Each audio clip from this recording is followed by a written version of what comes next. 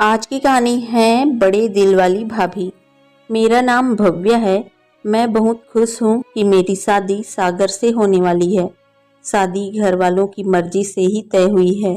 मेरे बड़े भैया सुधीर की शादी अभी 2 साल पहले ही हुई है। मेरी भाभी का नाम छवि है। मेरी भाभी बहुत सुंदर मिलनसार है, साथ ही बहुत हंसमुख भी है।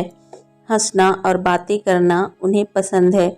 जब से भाभी घर आई है, घर में एक अलग ही माहौल रहता है। मेरी भाभी से मेरी अच्छी बनती है, लेकिन एक बात की वजह से मुझे नहीं पता था कि मेरी सोच इतना बदल जाएगी। एक दिन सागर जब घर आया था, तब मैं, भाभी और सागर साथ में हॉल में बैठे थे। हम लोग बैठे ऐसे ही बातें कर रहे थे। जैसा कि मैंने पहले ही बताया कि मेरी भाभी बहुत बातें और मजाक करती है। ऐसे ही बातों बातों में उन्होंने सागर से कह दिया कि आपने भी क्या देखकर इसे पसंद कर लिया। आपका दिमाग तो सही है, अभी भी मौका है, आप बच सकते हो। शादी अभी हुई नहीं है।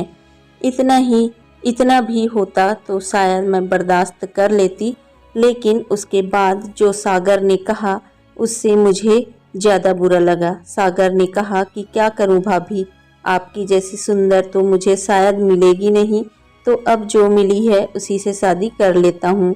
बात मजाक में ही हो रही थी, लेकिन मुझे वो बात दिल पर लग गई।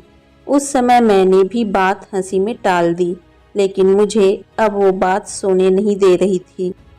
मैं पता नहीं क्या क्या सोचने लगी थी। मैं अपने आप को भाभी के साथ तुलना करने लगी थी।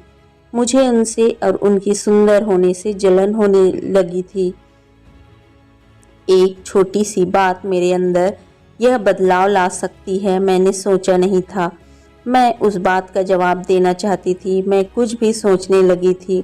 मैं सोच रही थी कि कैसे उन्हें भी मैं रुलाऊं।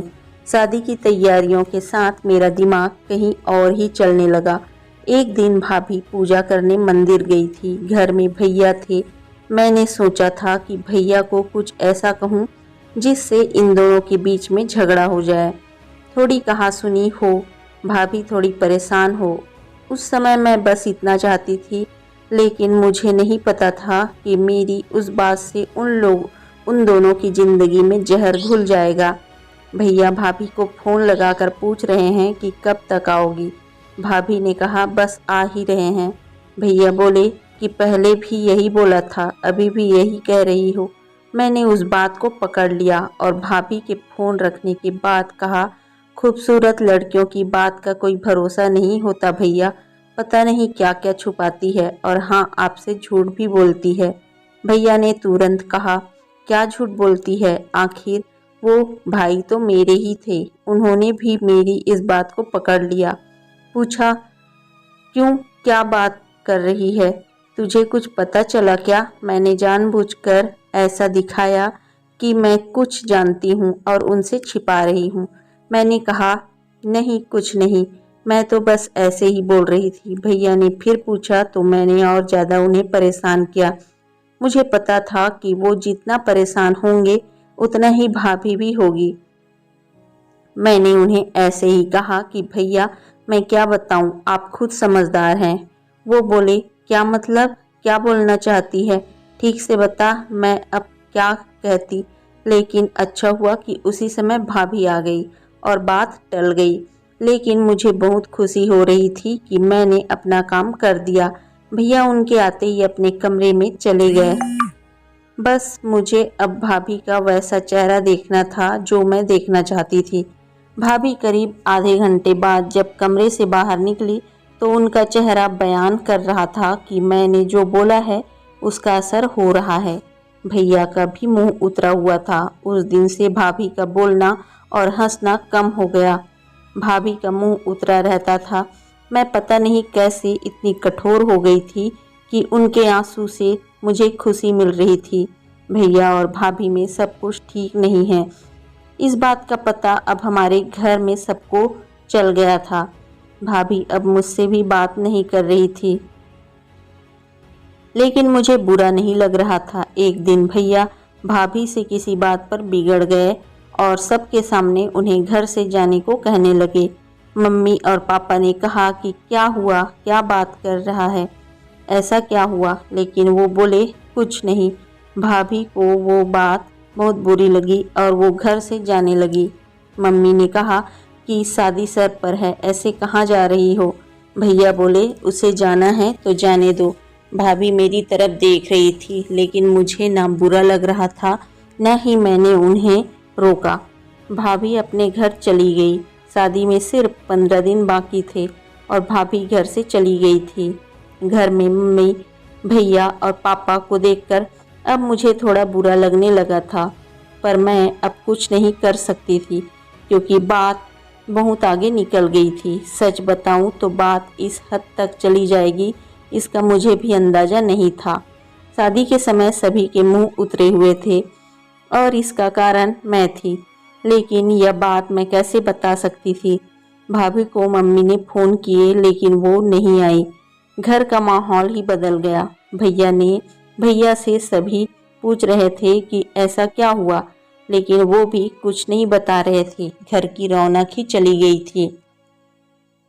शादी को अब एक ही दिन बचा था और भाभी अचानक ही वापस आ गई। भाभी को देखकर मम्मी खुश थी। मैं अभी भी भाभी से बात नहीं कर रही थी। सोच रही थी कि किस मुंह से बात करूं। मेरी वजह से भाभी इतना परेशान हुई। भाभी खुद ही मेरे पास आई। मैंने बोला आप आ गई। वो बोली हाँ। मैंने सोचा कि अगर मैं नहीं आऊँगी तो तुम्हें तैयार कौन करेगा। भाभी ने ऐसा कहा तो मैं रोने लगी। भाभी ने कहा कि मुझे तुम्हारे भैया की बातों का इतना बुरा नहीं लगा। ठेस तो मुझे तुमने पहुंचाई। मैं घर से भी तुम्हारी वजह से गई थी। मैंने सोचा था कि तुम मुझे फ़ोन करके बुलाओगी, लेकिन तुमने ऐसा नहीं किया। मुझे नहीं पता तुमने ऐसा क्यों किया, लेकिन मैं तुम्हें एक बात समझाना चाहती हूँ। अब तुम्हारी शादी होने वाली है, तुम दूसरे घर जाओगी। कुछ ऐसा मत करना जिससे बाद में तुम्हें पछतावा हो। मैंने भाभी को कहा कि मैं भैया को बता देती हूँ कि वो मजाक था। भाभी बोली तुम उसकी चिंता मत करो। उन्हें अगर अपनी पत्नी पर विश्वास नहीं तो यह उनकी गलती है, तुम्हारी नहीं। मैं उनसे निपट लूँगी। शादी का समय है, तुम खुश रहो। भाभी के आते ही घर में रौनक आ गई। इस गलती ने मुझे बहुत कुछ सिखाया। मेरे अंदर की जलन और ईर्ष्या को ख़त्म कर दिया। मेरे अंदर एक डर पैदा कर दिया कि मैं कहीं गलती से भी किसी के साथ कुछ गलत ना कर दूं। मैं बहुत रो रही थी। रोते रोते मैं भाभी से लिपट गई। भाभी ने मुझे माफ़ कर दिया। भाभी मेरी जैसी नहीं है, मुझे पता है वो भैया को भी संभाल लेंगी। मैंने भाभी के साथ इतना कुछ किया, लेकिन उन्होंने अपना फर्ज नहीं भूला, ना ही यह बताया कि यह सब मेरी गलती है। ऐसी भाभी सभी को मिले।